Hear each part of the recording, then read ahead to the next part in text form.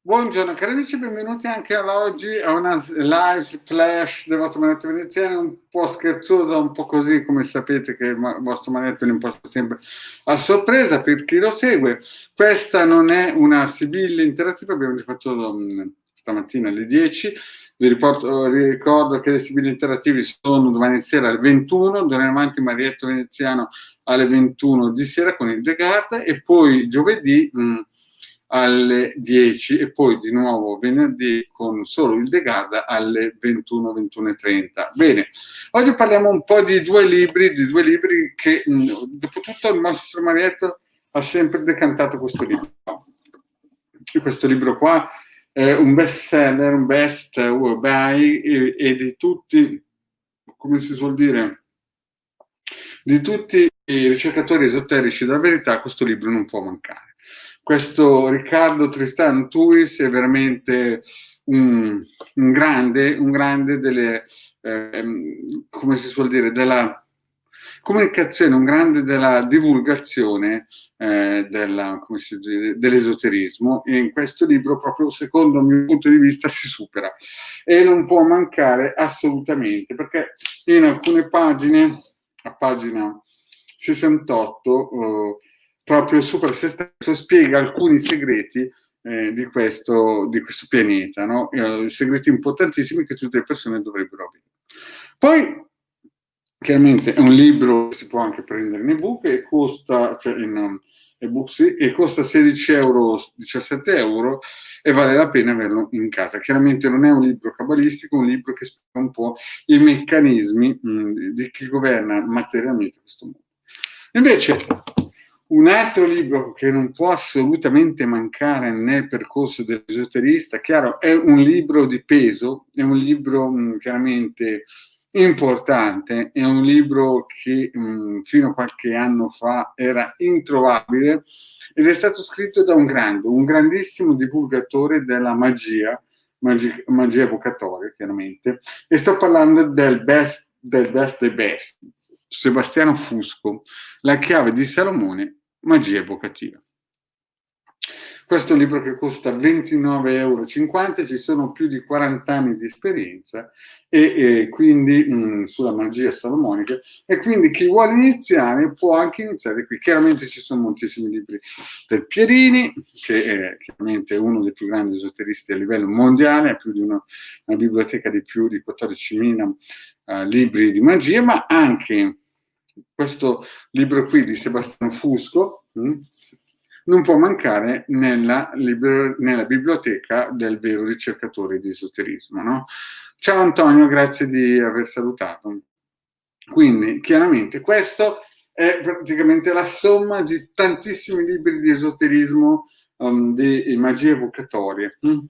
Poi un'altra cosa, bisogna, e lo ripeto, ve lo dice un manetto, bisogna sempre stare tanto attenti, no? Fra invocazione ed evocazione. Ciao Angela, grazie di essere qui nel dialetto veneziano.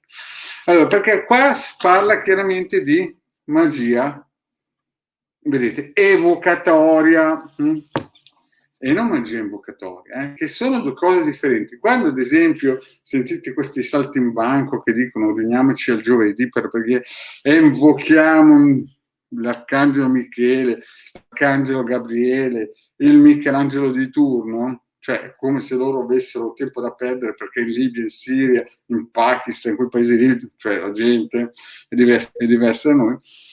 Cioè noi stiamo facendo delle invocazioni. Quindi vuol dire che se per sbagliamo il piano vibrazionale c'entra chiaramente un vampiro o un essere che magari non è proprio un arcangelo. Quindi invece qui si parla proprio di, vedete, magia evocatoria. E quindi vuol dire che deve stare fuori di noi, vivere oltre il cerchio magico che chiaramente il mago di alta magia operativa fa. Quindi già capite che da questo titolo, vedete, magia evocatoria, si sta a indicare che la chiave di Salomone insegna una magia che deve stare fuori dal cerchio magico dell'esoterista, del mago, no? Dell'alchimista, chiamatelo poi come volete.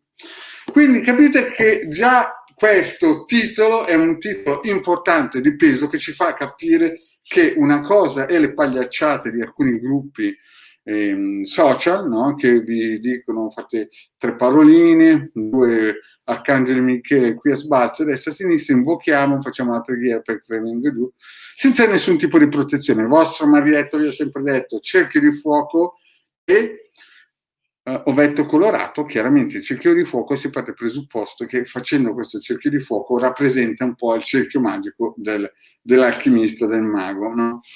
Quindi capite la differenza? Già in questo titolo c'è un grandissimo segreto: magia evocatoria.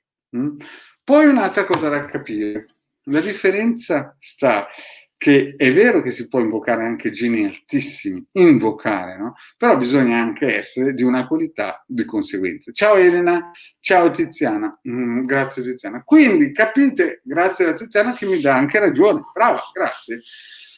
Quindi capite la differenza, che molte volte persone ingenue, no? Persone che magari nella vita sono un po' la corda, perché ve l'ho sempre detto Marietto, quando le vacche sono uscite dalla stalla, poi la gente corre a cercare il cerotto per chiudere la diga.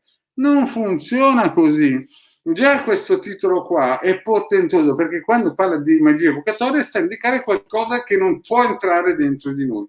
Voi andate in un gruppo, qualsiasi esso sia, incominciano a dire invochiamo, cioè non è che lo dicono invochiamo, chiamiamo, no? Ma non mi danno gli attrezzi, come si suol dire, l'attrezzatura, la schermatura vibrazionale per potervi difendere. Quindi è chiaro che l'Arcangelo Gabriele magari ha qualche problema anche in Libia, in Siria o nel Sud America, nel Messico, dove ogni sera succede di tutto e di più, e voi pensate che questi qui abbiano, come si suol dire, tempo per venire giù perché uno ha fatto tutti gli errori che poteva fare nella vita e dopo cerca un cerotto per chiudere la diga? Signori, io non dico che bisogna essere caduti a seggiolone piccolini, però dico bisogna sempre stare attenti a questi predicatori di fantasie che stanno praticamente con le loro egregore facendo dei macelli. Grazie Tiziana. Esatto, ha ragione la Tiziana, cioè la Tiziana dà ragione a me e io do ragione a Tiziana, che è una che è iscritta sicuramente al canale.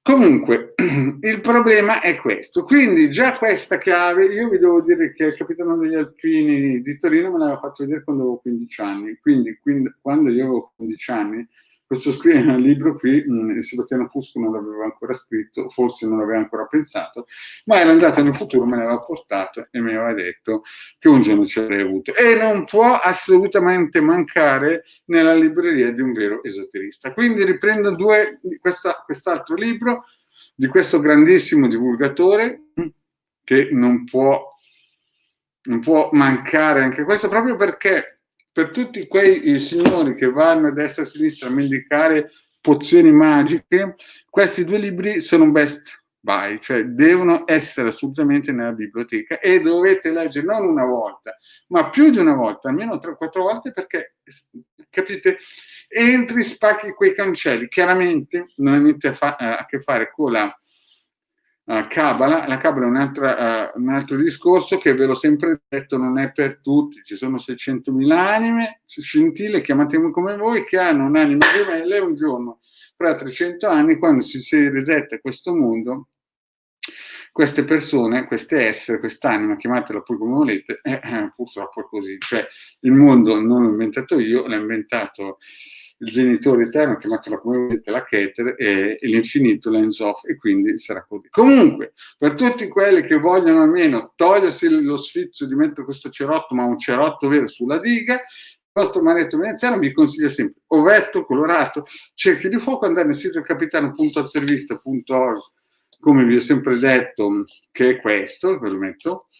Qui potete scaricare tranquillamente degli ebook dove ci sono tantissimi circuiti gratuiti che potete attivare. Se no, eventualmente, se avete 50 euro, stiamo ultimando questo ebook speciale edizione, la radionica magica, in cui si coniuga la magia e la radionica.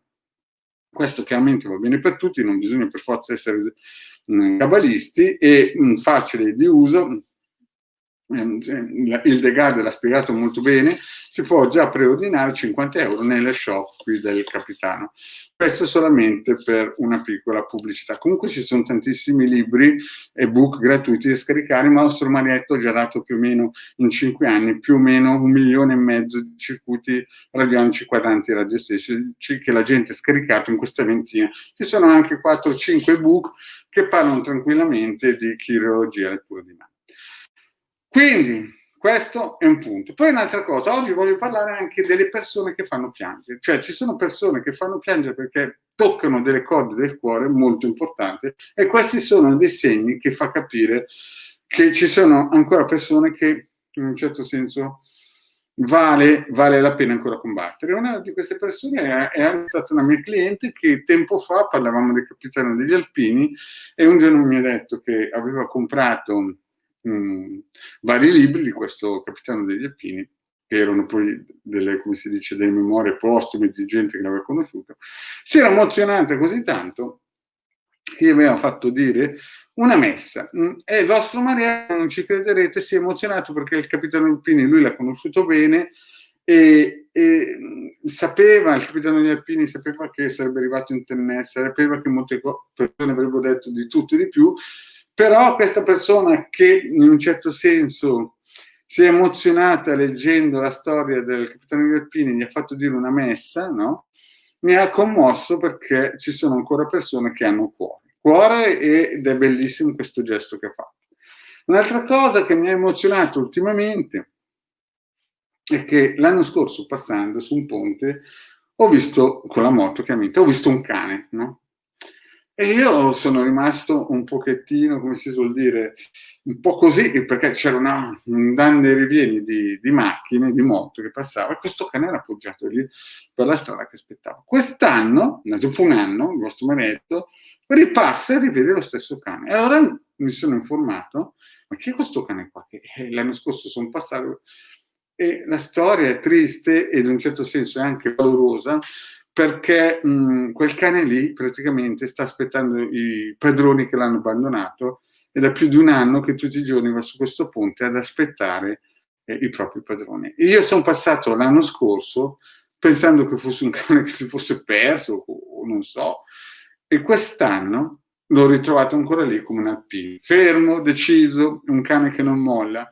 E questo mi ha fatto un po' intenerire il cuore e quando vedo certi gesti anche di animali, il Marietto pensa che c'è ancora speranza. E quel cane lì molto quando si rincarnerà dal mio punto di vista come minimo diventa un Dalai Lama, perché è veramente un coraggioso che sta sul giaciglio delle strade con il pericolo e sta aspettando i propri padroni che l'hanno abbandonato. Chiaramente ci sono delle persone che gli vanno a portare del cibo, ma dal mio punto di vista sono segnali che c'è ancora speranza di anime, anche se un cane, di anime coraggiose.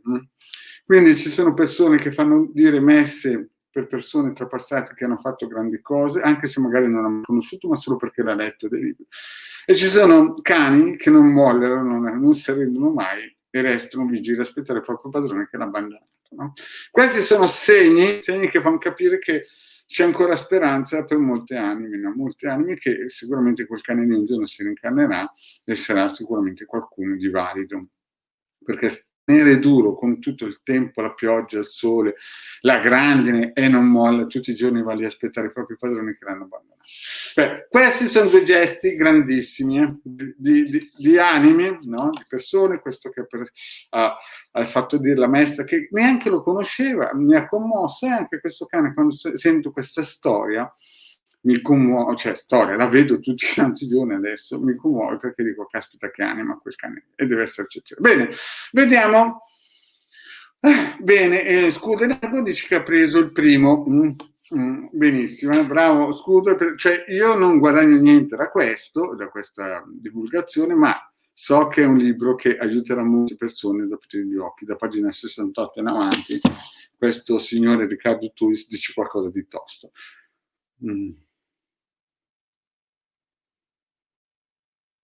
Ecco, Antonio fa una bellissima domanda. Quando un circuito si rovina, allora, quando un circuito si rovina, no, ad esempio, a me non si sono ancora rovinati nessun circuito perché li ho plastificati, no? Allora, ci sono circuiti sicuramente, tipo, scusate, definiamo bene, sono i quadranti radiostesici che servono per attirare le informazioni, cioè tipo sì e no, oppure in che giorno, in che mese, che chiaramente quelli lì poco ipotesi. Ci sono gli altri quadranti, no? Che non sono quadranti ma sono circuiti radionici o grafici radionici, che a dipendenza della loro operazione chiaramente hanno degli influssi su alcune bande vibrazionali, chiamatelo come volete, ma generalmente se non c'è dentro il testimone sono innocui perché loro lavorano solamente se, certo c'è il triangolo magico che bisogna stare attenti perché è un pochettino tosto. Io l'ho visto operare a livello vibrazionale, a livello astrale, e quando uno si avvicina, quando uno è dentro a uno che è dentro sotto protezione del triangolo magico, è come se ci avesse tantissime motoseghe che lo tagliano. Cioè, se uno attacca una persona che è dentro il triangolo magico, è come se questa persona si avvicinasse a un centinaio di motoseghe e non le riesce a vedere, questo cominciano a tagliare. Quindi è chiaro che un po' di prudenza ci vuole, no? Una cosa è anche importante da dire, dal mio punto di vista io non ho ancora rovinato nessun circuito, se non stampandoli che magari li ho buttati via per il semplice fatto che fondamentalmente non erano neanche venuti bene, ma non li avevo mai neanche attivati. E la domanda non me la ero mai posta, visto che l'ho sempre plastificati e sto continuando a usare da anni. Chiaro che poi ci sono i puristi che dicono che bisogna fare di qua di là. Una cosa è chiara, non bisogna bruciarle, nel senso, per il semplice fatto che se ci sono dentro delle energie nostre, si suol dire, voglio dire perché abbiamo lasciato dei testimoni e roba del genere, potrebbero in teoria, come si suol dire, ma se lo facciamo noi il lavoro e noi ci mettiamo già dentro magari una protezione o facciamo un cerchio di fuoco oppure anche una meditazione. Ci sono queste meditazioni che io ho messo che già entrando nella stella di Davide e pensando al colore verde, già questo crea nel nostro, come si dice, corpo vibrazionale delle protezioni. È vero, ha ragione Antonio, quando si cancellano alcuni, come si suol dire, alcuni circuiti che vi voglio spiegare una cosa. Ci sono alcuni circuiti che potrebbero anche essere chiamati sigilli, no? Io vi voglio ricordare di quella dottoressa che anni fa ha fatto fare un sigillo da sua sorella massonica, l'ha stracciato da quel momento lì, ha cominciato a perdere a livello energetico la vita e non so neanche se vivo, però voglio dire che questo è un racconto vero. Quindi bisogna stare attenti a certi sigilli. Per i circuiti radionici penso che non ci siano nessun tipo di problema, al massimo il triangolo magico, quello sì, per il semplice fatto che se ci siete dentro voi avete incollato la fotografia o avete lasciato dentro qualcosa da fotografia, è un pochettino, diciamo, tra virgolette, pericoloso. Daniela, sì, stringe il cuore per il cane. Bene. Grazie, Tiziana, grazie. Bene. Va bene, ok, Scudo dice, bene, cari amici, io per stasera ho detto tutto, vi ricordo questi due best buy, no? Che non possono mancare nella vostra collezione. Vi ricordo che abbiamo questo ebook, che adesso vi faccio rivedere, a 50 euro nel sito alcapitano.altervista.org nelle shop. Chi vuole già preordinare sono poi 50 euro, ma li valgono tutti. Ci sono dei circuiti che molto probabilmente nessuno vedrà se non li compra o se li vede, perché li abbiamo già messi in pista, diciamo, però questi qui hanno dentro dei numeri molto particolari che sono attaccati alla persona che li compra, quindi anche se uno ruba questo book, tra virgolette, o viene dato, funzioneranno solo esclusivamente per quella persona che l'ha acquistato, no? Quindi si può comprare nelle shop, ecco, questo qua, a 50 euro, e siamo quasi addirittura d'arrivo a metà strada. Bene, cari amici, io penso di aver detto tutto. Il vostro Marietto prende l'occasione per ricordarvi che domani sera alle 21 ci sarà a Marietto Veneziano il Legada, e alla prossima, cari amici, ciao.